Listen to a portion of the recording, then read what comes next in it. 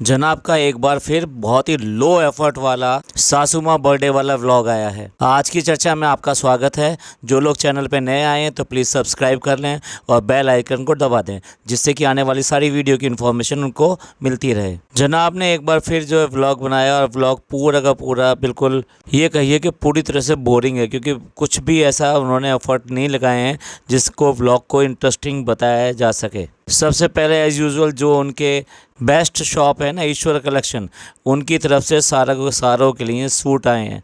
पता नहीं क्यों इस बार नहीं गए। वहाँ जाके एक व्लॉग बन जाता है, वहाँ जाते हैं और वहाँ जाके फैला देते हैं। पिछली बार तो हद ही कर दिया। वहाँ पर बैठ कर अफ्तियारी करी, सारे फल वगैरह कटे हुए और उसके साथ में जितने भी जो मार्केट में मिलते हैं फ्राई किए हुए, यानी कि ब्रेड पकौड़ा वो सारे ला के चटनी के साथ में उनके वो वाले स्टॉल्स पर, जिन पर कि वो लोग कपड़े दिखाते हैं और अपनी पूरी जो है दुकान चलाते हैं, उन सारे डेस्क के ऊपर वो सारे फैला दिए।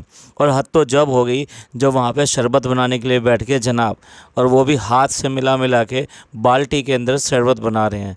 मतलब उस दुकान का क्या सत्यानाश किया था, कोई इनसे देखे। अब इस बार उन्होंने सारे लोगों के लिए वहीं से कपड़े भेज दिए हैं। उसमें डब्बा के भी हैं, फ़नी के हैं, अम्मी के हैं, दोनों बच्चों के हैं, इसके अलावा मैडम के, जनाब के और नए मेंबर के, जो नया मेंबर उनकी फैमिली में आ गया है। लेकिन सरप्राइजिंगली पापा के लिए कुछ नहीं आया।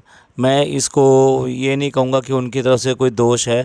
भैया ठीक है, उन्होंने तो गिफ्ट भेजे हैं, जितने गिफ्ट भेजे हैं उनकी मर्ज़ी है। वो इतने भी ना भेजते, हो सकता है इससे भी कम भेजते, लेकिन गिफ्ट जो आए हैं वो आए हैं। लेकिन एक बात थी तो इसलिए वो यहाँ पर ऐड करा कि वहाँ पापा का कुछ नहीं आया है। एटलीस्ट इन लोगों को खुद से अपने उससे मंगा लेना चाहिए था किसी तरीके से, कि भाई देखो पूरी फैमिली के लिए इस तरह से ये कपड़े आ गए हैं। अच्छा, ये इनफ नहीं है, ये भी ध्यान रखिएगा, ईद के लिए कपड़े बनाते समय कुछ और ही होगा। ये वाले जो नहीं चलेंगे भैया, जब तक खुद जाके ख़रीदेंगे नहीं तब तक इनका कहाँ कंप्लीट होगा। तो एक और शॉपिंग डेफ़िनेटली वो जो है, अब 15 रमज़ान आ रहे हैं बहुत जल्दी, तो उसके बाद में दिखाएंगे वो, यानी कि जैसे जैसे रमज़ान ख़त्म होने पे आएंगे तो उस टाइम में इनको लगेगा कि भाई चलो ये भी कर लेते हैं। अब ये पापा का सूट नहीं आया, ये एक बात थी। अब उसके बाद में हम आ जाते हैं फिर दोबारा पापा के ऊपर ही। और बात यह है कि मैडम की जो मम्मी हैं उनका बर्थडे है और उनका बर्थडे सेलिब्रेट कर रहे हैं। बर्थडे सेलिब्रेट करने के बाद में इनका एक रिचुअल है कि भाई बर्थडे सेलिब्रेट करने के लिए डिनर जो करने बाहर जाते हैं। अब डिनर करने बाहर चले हैं, गाड़ी में चले हैं, जनाब खुद चलाते हुए चले हैं, यानी डी दादा वगैरह इन सबको यहीं पर छोड़ कर चले हैं। तो इसका मतलब वो नहीं जाएंगे। और उस डिनर में और कौन कौन शामिल होगा ये तो पता नहीं, लेकिन गाड़ी के अंदर कम से कम वो पापा दिखाई नहीं दे रहे हैं। अगर पापा जाते हैं कहीं पे भी तो इनके साथ जाते हैं, इनकी गाड़ी में जाते हैं। पर इस बार वो मिसिंग है, यानी अब सासू माँ को लेके क्या अकेले ही डिनर पे गए हैं और बाकी फैमिली को यहाँ छोड़ गए हैं। भैया ये भी तो रिचुअल था ना इनका, कि जब कोई भी इस तरह का इवेंट आता है तो सारे घर के लोग, क्योंकि इनके यहाँ कोई भी अगर फंक्शन आ जाए, कोई इवेंट आ जाए, कोई बाहर का तो कभी आता ही नहीं है, किसी को बुलाते ही नहीं है। और इसलिए जो है ना सारे अपने फैमिली के लोग ही चले जाते हैं। तो 2 गाड़ी में या 3 गाड़ी में ये लोग पहुंच जाते हैं, वहाँ डिनर करके ये लोग आ जाते हैं। लेकिन यहाँ लग रहा है कि आइदर यही लोग ही डिनर करने के लिए गए हैं और यहाँ पापा को छोड़ गए हैं। और पापा को छोड़ गए जिसका मतलब ये है कि बाकी लोग भी नहीं आएंगे, यानी कि अम्मी ही उनको जाके खाना वाना ये सब देकर आएंगी। तो कुल मिला के ये है कि यहाँ डिनर में एक बार फिर सबको स्किप कर दिया।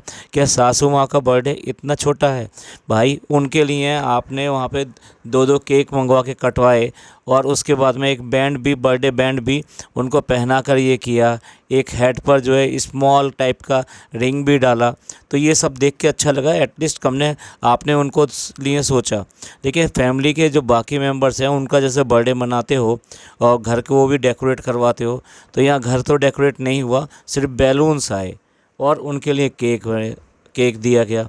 अब इस तरीके से एक बर्थडे मनाया जा रहा है भाई हमको तो लगता है कि वो इससे भी ज़्यादा डिज़र्व करती हैं, क्योंकि देखा जाए आज की डेट में 100% वो डेडिकेटेडली इनको डिवोटेड हैं कि वो सारा का सारा बच्चे का काम करना और इनको संभालना, यानी पूरी तरह से एक नैनी बनी हुई हैं। और उसी की वजह से ये बच्चा जो पल भी रहा है, नहीं तो मैडम का जितना एटीट्यूड है, जिस तरह से वो करती हैं, पता नहीं बच्चे का किस तरह से हाल करेंगी, और बीच बीच में पता नहीं क्या क्या बीमारी और ये सब आ जाएंगी उसको अगर ये प्रॉपर देखभाल नहीं होंगी। तो ये सब श्रेय जो है, ये सब जो क्रेडिट जो जाता है वो उनकी नैनी को ही जाता है, और वो नैनी ही कर रही है। अब एक बात और नोट करिए, जहाँ ये सब चीज़ मिसिंग थी ना नैनी के लिए, वहाँ ये भी चीज़ मिसिंग थी कि किसी ने भी उसको कोई गिफ्ट नहीं दिया। और गिफ्ट के नाम पे वो जो अम्मी हैं वो सिर्फ एक फ्लावर बुके ज़रूर लेकर आई थी, लेकिन उसके अलावा किसी ने भी कोई गिफ्ट नहीं दिया, कोई बात ही नहीं करी। मतलब इतना हल्का क्यों भैया? वो बहुत ज़्यादा वैल्यू रखती हैं आपकी लाइफ में, लेकिन आपने उनको बिल्कुल भी नहीं किया।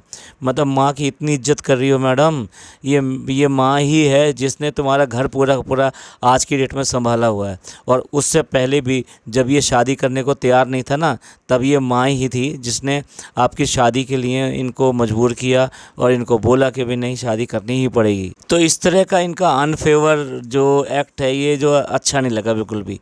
वो ज़्यादा डिज़र्व करती थी, लेकिन उनको उतना इज्जत, वैल्यू, ये सब चीज़ें नहीं दी गई बर्थडे के ऊपर। अब अफ्तारी के लिए अम्मी ने बनाया अखनी पुलाव, और वो जो है जनाब की फरमाइश थी, इसलिए अखनी पुलाव बनकर आया।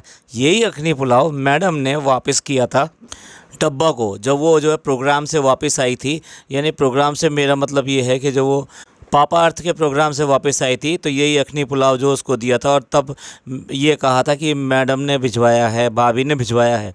यानी ये अखनी पुलाव आपको पसंद नहीं आया। अच्छा, अखनी पुलाव खाते हुए भी जनाब जो है ये कह रहे हैं कि ये अगर अच्छा ना हुआ तो मतलब, और माँ ये कह रही है अच्छा बनाया है, दोनों ने मिलके बनाया है, और साथ साथ ये भी कह रही हैं कि अगर ठीक नहीं होगा तो आगे अच्छा कर लेंगे। मतलब ये माँ बेटे के रिलेशन यहाँ बिल्कुल भी समझ में नहीं आए।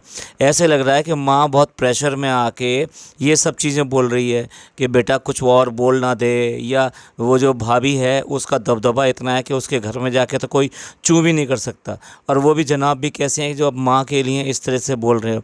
भाई हमारा घर होता है या एक नॉर्मल घर होता है तो माँ बेटे के रिलेशन ये होते कि अगर बेटा अगर ऐसी बात कह दे कि मम्मी अच्छा नहीं हुआ तो माँ जो सीधे सीधे कहती है चुप करके खा ले, नहीं तो एक लग जाएगा। क्या एक हेल्दी और एक नॉर्मल रिलेशन नहीं होता? ऐसा थोड़ा है कि माँ जो है दो थप्पड़ ही मार देगी इस बात के ऊपर, लेकिन ये एक रिलेशन होता है माँ और बेटे का।